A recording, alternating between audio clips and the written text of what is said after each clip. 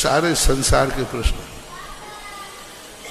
इन प्रश्नों का जवाब यही है कि नहीं मिल सकता तुम्हें सुख। तुम्हें ये जानना पड़ेगा कि ये दुख मुझे क्यों हुआ।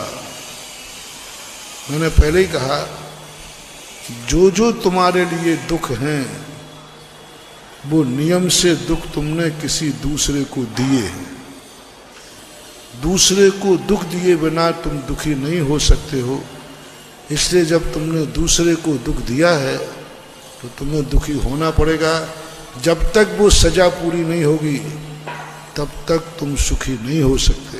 एक बात, जो तुमने जितना समय दूसरों को दुख दिया है उतना समय तुम्हें दुखी होना पड़ेगा। ये आपकी सजा है।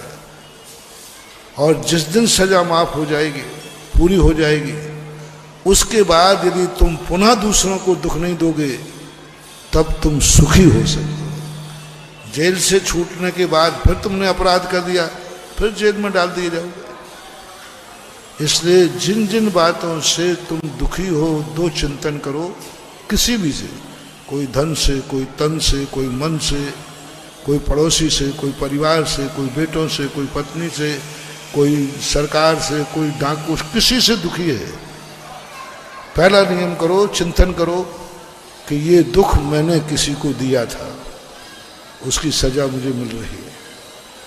और दूसरा नियम करो, आज के बाद नियम लेता हूं, यह दुख मैं किसी को नहीं दूंगा।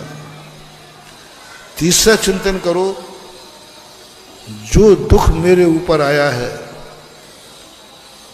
भगवान के पास जाना, गुरु के पास जाना, नमोकार मंत्र का जाप जपना, तो इसलिए नहीं जपना कि मेरा दुख दूर हो जाए। ये जप के सोचना कि भगवान जो दुख मेरी जिंदगी में आया है ऐसा दुख संसार में किसी जीव को ना आए, ये मांग करना शुरू करो।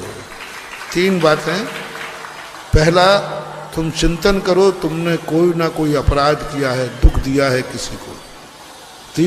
दूसरा, अब मैं किसी को ऐसा दुख नहीं दूं।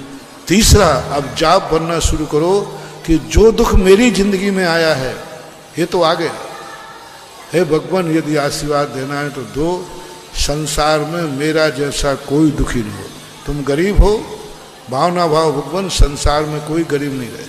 तुम बीमार हो, भावना भाव संसार में कोई बीमार न हो। ये यदि तुमने भावना तहे दिल से भाई तो जरूर तुम्हारी सजा में कुछ कमी आ सकती है।